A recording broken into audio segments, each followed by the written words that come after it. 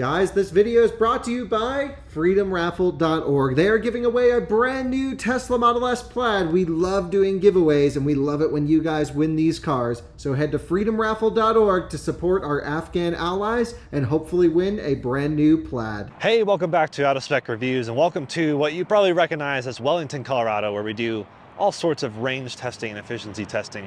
Today I'm not actually using a Bolt like I did last time. I am with the brand new Mercedes EQE, their smaller yet still premium electric sedan. This is similar to the EQS, both in looks and design and use case. The Mercedes EQE is a bit more economically minded, if you will. Still a premium sedan, obviously, but at starting around 70, 80 grand. I don't know the exact pricing yet on this one, but that's a pretty good bargain, honestly, when you consider Mercedes luxury features. This is the 4MATIC, the 350. It's got two motors and roughly almost 300 horsepower, around 400 pound-feet of torque. So not a powerhouse by any means. It's really not a sports sedan. It's not the AMG version, though it does have AMG styling. Max did a whole walk-around, detailed look at this car, so go watch that. Today, I'm just focusing on what it does at 70 miles an hour constant on what is turning out to be a really beautiful day for a range test. So like I said, Max already took you on a walk around, but I guess some of my quick impressions, yeah, still ugly if you ask me. Maybe a little bit more beautiful than the EQS, but I still do not like the styling of the EQ cars. Now the EQ SUV, the EQS SUV, the EQE SUV, or the EQB, like those I'm fine with, but this is just very eggy, which is fine. With a drag coefficient of about 0.22, this is very slippery, but not quite as good as the drag coefficient of the EQS, which makes sense. These wheels, as people have pointed out, you either think they're cool or ugly. I think they're really quite ugly. You see AMG there. This has the AMG styling package, so not actual AMG power, just looks, which I think is also kind of ridiculous. But to each their own. It's nice that you can actually have options. I'll take options over nothing. But yeah, that's basically it. Kind of, I don't know, the brown on beige interior with the dark gray exterior. Nice panoramic moonroof, which I'll keep the shade closed, but nice place to be. Very, very comfortable. Excellent MPH, which we'll talk about on the drive itself. So I will basically be giving my highway driving impressions because I'm about to take this up that way for a long time, because I think this has pretty good range. Now, their EPA numbers as of this recording are not actually confirmed, but WLTP has it in the 400s or so, which is always very optimistic. That's not what I'm actually going to get. We'll see what the guessometer says when I get in the car and have it all set up for the cruise, but this will be quite interesting. Won't go near as far as Kyle's EQS, I don't think. This has a 90.6 kilowatt hour battery pack instead of the over 100 found in the EQS, though that is a bit more of a bigger car, so maybe I'll be surprised and go further than I expected. As far as weather and temperature, obviously beautiful sunny day, but not too hot. It's about 65 degrees. Tiny bit of a breeze, maybe 4 miles an hour. So very, very honestly optimal for a range test. I want to say a huge thank you to Sparrow World for sponsoring today's video. Hey, these guys are doing something pretty incredible. They are supporting our forgotten Afghan allies through this wonderful charity, which you can find on freedomraffle.org. All you have to do is purchase a $150 ticket and you're immediately entered to win a Tesla Model S Plaid. Guess what? Sparrow World already has the Plaid, so as soon as you win the raffle, it shouldn't take long for you to get the car. On top of that, you have the best chances ever that I've seen of winning one of these cars in the raffles that we've done here. And that's because Sparrow World has only sold about 20% of their tickets coming up to their deadline. So all you have to do is head to freedomraffle.org to support our forgotten Afghan allies by purchasing some tickets. And of course, you're entered to win that awesome Model S Plaid. Best of luck, and thank you to Sparrow Worldwide for sponsoring today's video. We're topping it up here at this ChargePoint CP250, which does not give it all the beans, about 95% state of charge so far. Yeah, this car is not necessarily a charging monster. Basically, with the battery pack, they use an EQS battery pack and just remove cells, which actually lowers the voltage. And then you're limited by amperage as well with most chargers, especially these. They just can't give that much. So this car tops out about 170, maybe 180 kilowatts, but that's at like a 350 kilowatt charger. If you plug into a 150 kilowatt charger, you won't even see 150 kilowatts, probably like 120 because of the amps limitation. So you'll see a charging video from Kyle. This is just the range test. Wait for it to pop up and take it out on the road.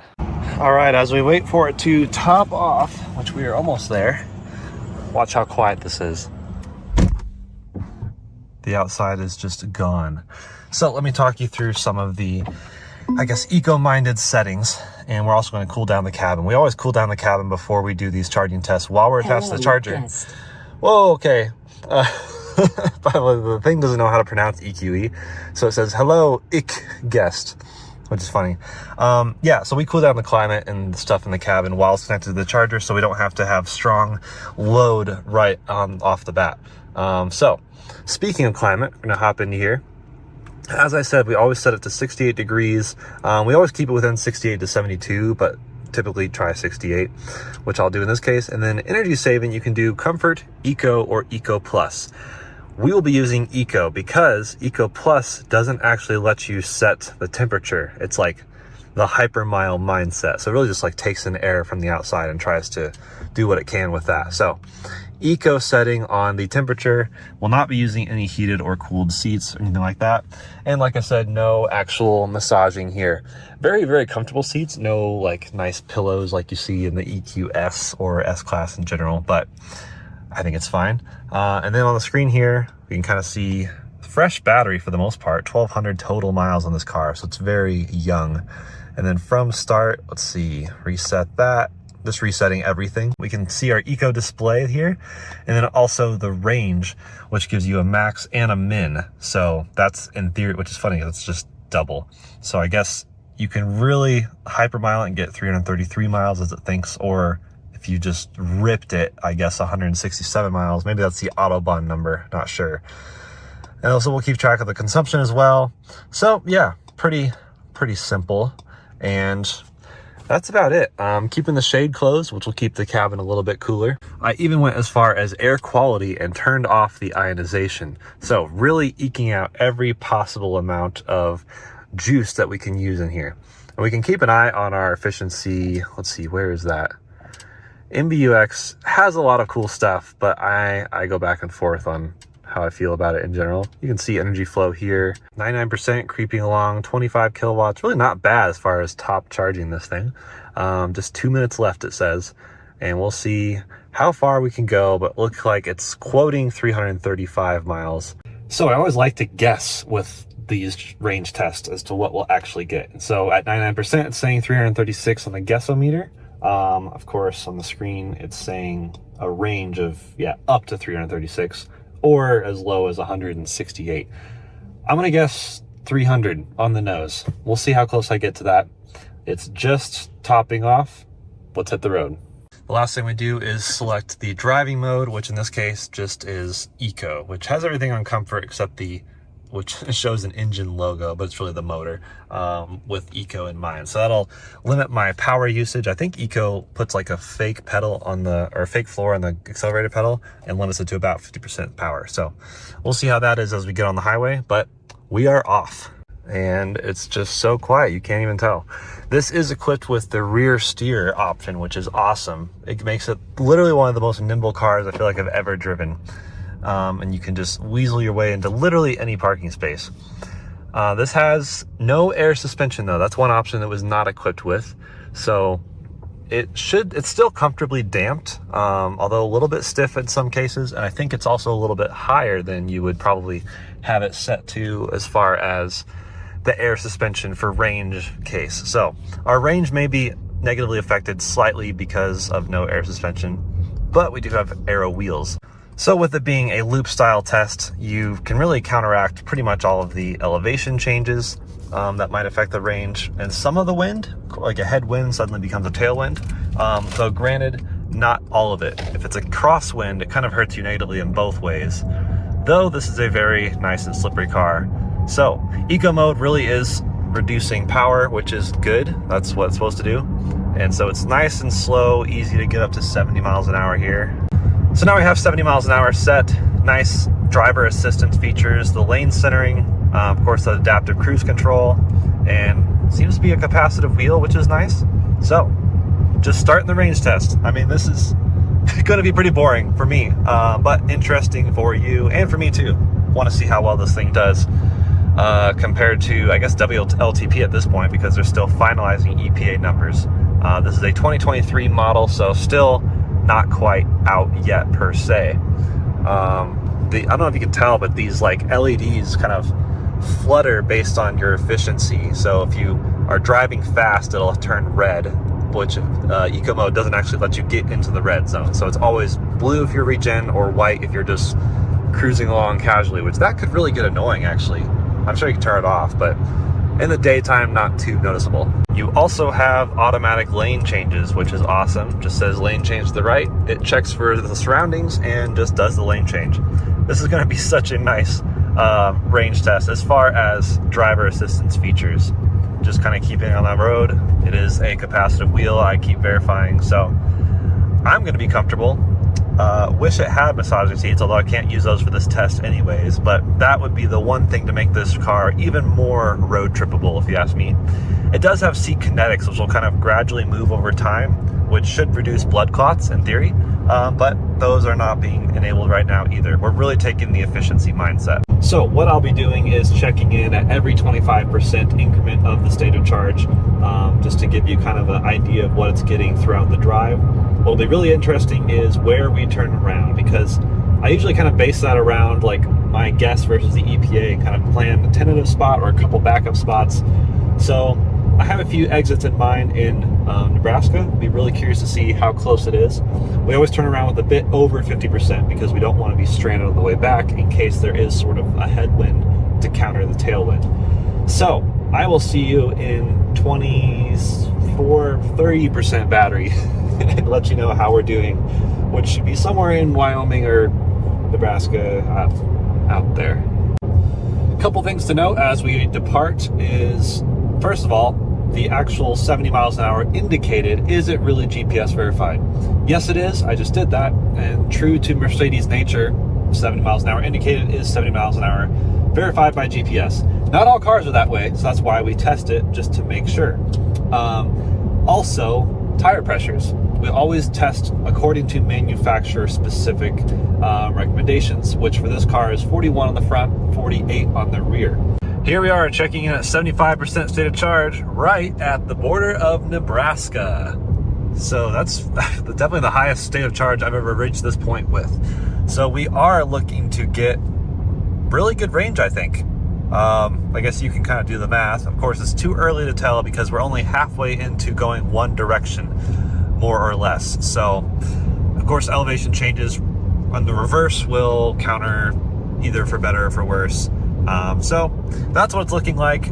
Looks like pretty good consumption, around 3 miles per kilowatt hour, or 300-ish watt hours per mile, and just coasting along. I mean, it's really, not a lot to see. I mean, it's beautiful in its own way. The stereo is fantastic. The Burmeister 3D surround. It's not like the 4D that the actual S-Class gets, but this is, I want to say, the best stereo I've ever heard at this price point. There are better cars out there, but it is really well done, really well calibrated, and you can tune it a lot and do your actual personalized calibration with the stereo. So very, very, very impressive. I wish I could dial in my calibration once I do it, but that's just me picking it apart. I wish it had air suspension. That would just be literally the icing on top of the cake, the cloud, if you will. But for just normal dampers and stuff, really, really good. And it's just so quiet. Like, I feel like I don't have to yell at the camera like I do in some other cars, or in my car especially. Quick note on route planning. It does let you plan routes and even shows you state of charge along the way, but it does route planning, it does charging stops and stuff, so that's great. So I navigated to what I think the exit could be, which would have me turn around at what it thinks would be 53%. And then it says the round trip would be -1%. So it knows that I've probably been going downhill a little bit and I'll be going back uphill a little bit. That's a little bit scary. I probably won't do that. I do have another exit just a couple miles earlier that's a kind of a backup plan. So I'll check this again as I'm getting closer to the stop, but I think I have the idea. The better and safer thing to do is turn around and leave that to be positive number, and then drain the last little bit of battery on the frontage roads by the charger like we always do. So we'll find out, but that's what it's looking for right now. And I'm also not going to navigate back to the actual charger. I've only navigated to this random pin on the exit, but I'm not going to navigate back to the charger because I don't want the battery to precondition, because that could use a tiny bit of juice as well. As you can see, you can barely see the screen in like direct sunlight with all the fingerprints and glare and stuff.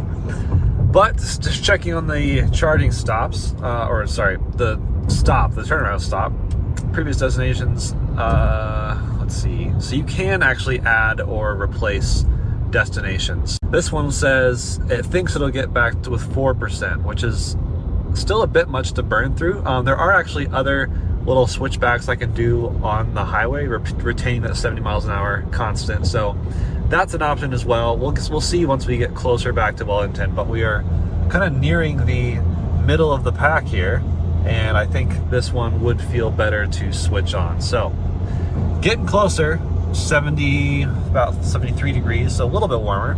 I will say the eco mode AC is barely keeping up. Like, I'm okay. If it was my own car not doing a range test, I'd probably bump it down to like 67 or 66, or just not eco mode. So I do wonder how well this would hold up in like actual warm, hot weather. Just going to let it kind of do its thing, and it should highlight this thing right here. Yep, there it goes. It's a little delayed, so I wouldn't like rely on that to tell you exactly where to go. You definitely want to pay more attention to the streets. But we are just kind of easing into this turnaround point, which should be fairly straightforward. It's just a on or off on exit right there. And we'll assess kind of our roughly halfway point at this stop. It's not really a stop, we're just kind of rolling through. But wow, what a smooth, quiet drivetrain. This really is an excellent car. Maybe not my taste per se, but as far as a road tripper, this is phenomenal. Now I'm actually in the sun, literally, so I might get a bit more toasty on this trip right here. But our stats so far, roughly 300 watt hours per mile, or about 3.3 miles per kilowatt hour. And yeah, been about 2 hours of perfect driving. I mean, it's so comfortable in here. I honestly should have brought some coffee, because I'm not drowsy. I'm just, I could use a little bit of a caffeine boost. Maybe I'll take a nap when I get back. Eco display says 4 stars. I'm not sure what could do any better. Maybe it is the speed itself. And then range, it says up to 180 miles range, or as little as 91, based around driving dynamics, I guess. So that's where it's all at. It thinks I'll have to stop back at that charger and charge 10% so that I could get to my destination with more than 10%, because by default I have, or I don't know if it's a default, but what it's currently set to is to get to destinations with 10% state of charge. So gonna cancel this because I don't want us to do any sort of preconditioning at all, and we'll just see how it goes. Oh, charging station will be ignored. So all I did was ignore it, and now it's brought it back again. Right, 50% state of charge. It thinks we'll have 171 miles of range, and we've done 150. So the math doesn't quite add up. I think that was actually a really good turnaround, because I don't think I would have made it if I got any further, made it back. So it's looking to be roughly 300 miles on the nose, which was my guess, if I recall correctly. So just gonna keep driving. By the way, there's the heads-up display. It looks super good. Very clear, lots of information. Doesn't have the like virtual reality or augmented reality in the heads-up display itself like it does on the screen there, but this works pretty well as is, and doesn't bother me at all, even though it has a lot of info. It's kind of like information overload, but you can also just ignore it. So great display cluster, by the way. You can of course switch all the different things, and yeah. Well, slightly missed 25% state of charge because it's so boring. Same views. We are approaching Wyoming yet again. And yeah, so I guess we were at, I don't even remember exactly, But this is where we're at right now. So in between 20 and 25% is this check-in.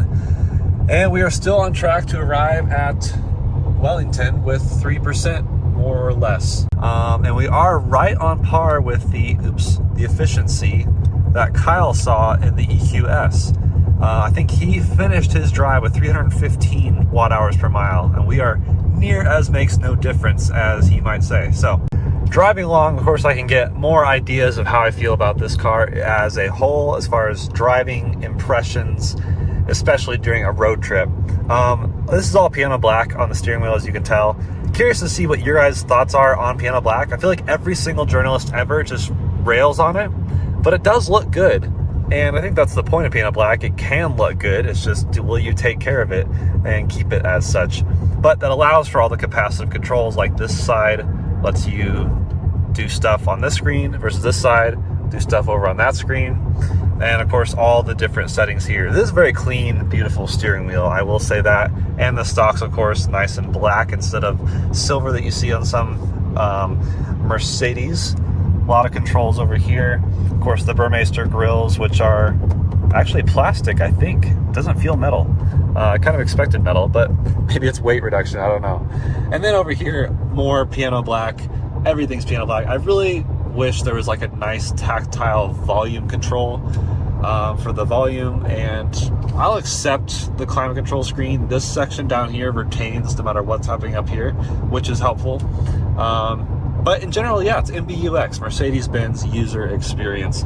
Genuinely good system, a lot of good stuff there, but I don't know. Then the wood. The wood is like more wood than I've seen on some kitchen cabinets all across the board here, which is pretty wild. So interesting choice of materials, but feels very premium, looks premium, feels just exceptionally well built. The classic Mercedes build quality that you can come to enjoy. By the way, this on the screen here says destination reachable. I think that means if I stay below 80, I can make it to my destination with 3% remaining. By the way, the capacitive wheel, it seems like it's capacitive everywhere, which is nice. But this road, like you can probably hear that road noise a little bit, I'm assuming. If I had air suspension, it would soak it up just a bit more in a much better way. And that would be lovely. So that's the only thing this car is really missing, air suspension. If it had air suspension, I really don't care about the giant Infinity, whatever they call it, display. I think this one looks fantastic and works just fine. It's still plenty big. But yeah, if this had air suspension, I don't know why I would choose EQS over this. I mean, I guess that has a bit more range, it is a bit more spacious, but this cabin is actually more spacious than the standard E-Class. That's because they were able to kind of elongate the insides to make up for the lack of now engine. As a vehicle, this is fantastic. It seems to be a great price. I don't know the official price, but from what I can tell, this is probably spec'd approximately 80 grand or so, which does put it in entry like Lucid territory, a little bit under the Model S, but it's truly a fantastic experience. Definitely feels more premium than Lucid as far as material and fit and finish and even technology, which is interesting because Lucid itself tries to target Mercedes as a buyer pool they want to steal from. So let me know what you guys think of this car so far. I'll tune in again, like I said, once I get to the final destination, and we'll look at all the metrics and stuff, and I'll wrap up with my final thoughts. So it says I can do 42 more miles, and this is 39 miles away.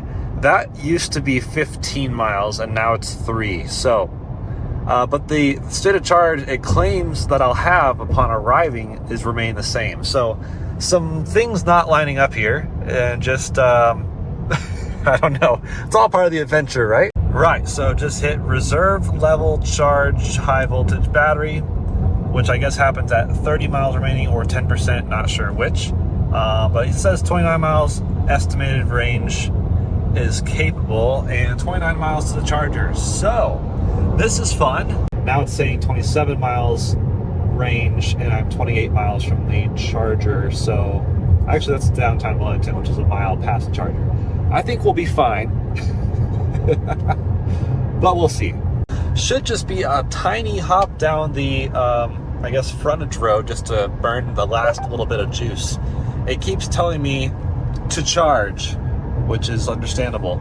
I think it's showing only one charger is open at that charge point station. We got a second level for reserve charge, which happened at 5%, 15 miles guessed. So I guess exactly half on both those numbers.